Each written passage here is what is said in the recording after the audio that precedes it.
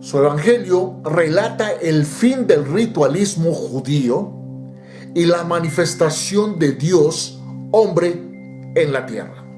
Y por eso comienza con el nacimiento de Jesús el Cristo, la predicación, los hechos, los prodigios y finalmente con la ascensión de Jesús el Cristo. Su relato es exacto y está lleno de afecto y sentimiento. Y después de una breve introducción, Lucas inicia su relato con el nacimiento y los primeros años de la vida de Jesús el Cristo y lo finaliza de una manera espectacular y extraordinaria con la ascensión de Jesús el Cristo a los cielos. Y lo más impresionante de eso es que si ustedes analizan el Evangelio de Lucas y se van al primer libro de Hechos de los Apóstoles, se darán cuenta que también en Hechos de los Apóstoles se dirige de la siguiente manera. En el primer tratado, oh excelentísimo Teófilo, hablé acerca de todas las cosas que Jesús el Cristo comenzó a enseñar y a hacer. Pero hay una cosa muy interesante que tenemos que entender del Evangelio de Lucas y de los Hechos de los Apóstoles.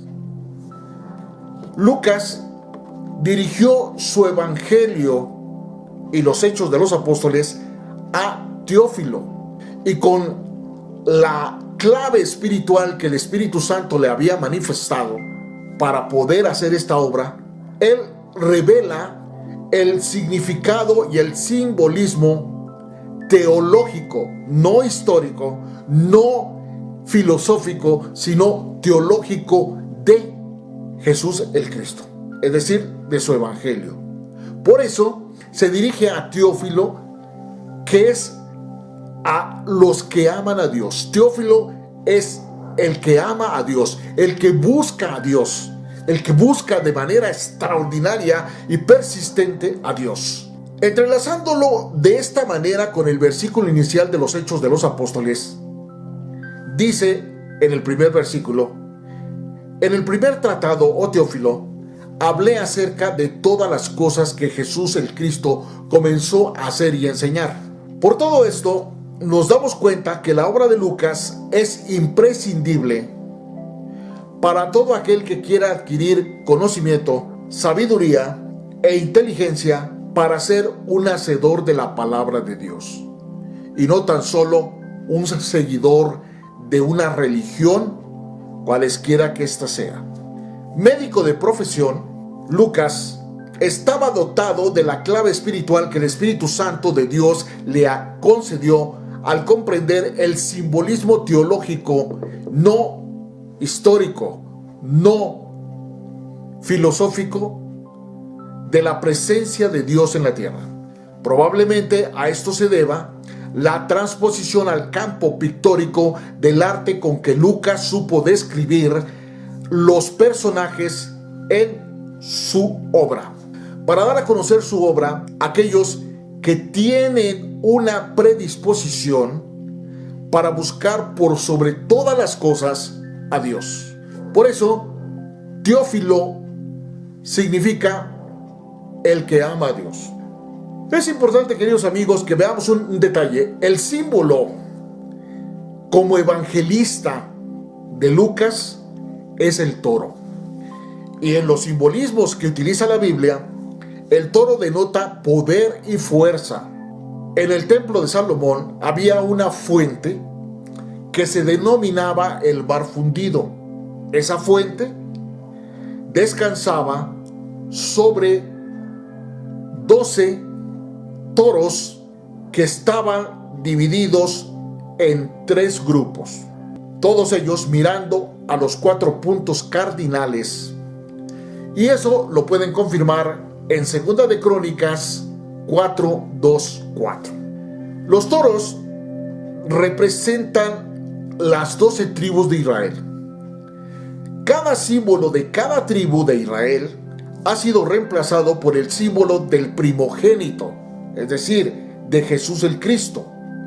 12 veces y de esa forma identificar a las 12 tribus de Israel y a los 12 apóstoles. Por eso fueron 12 tribus de Israel y 12 apóstoles tuvo Jesús el Cristo. No es verdad que haya más de 12, porque el 12 es nada menos la columna vertebral donde descansa la verdad de la palabra de Dios, de la ley de Dios y el evangelio de Jesús el Cristo. De la ley de Dios y el evangelio de Jesús el Cristo. Por eso, dentro de los dioses que los griegos adoraban, había un pedestal que estaba vacío y que estaba dedicado al Dios no conocido.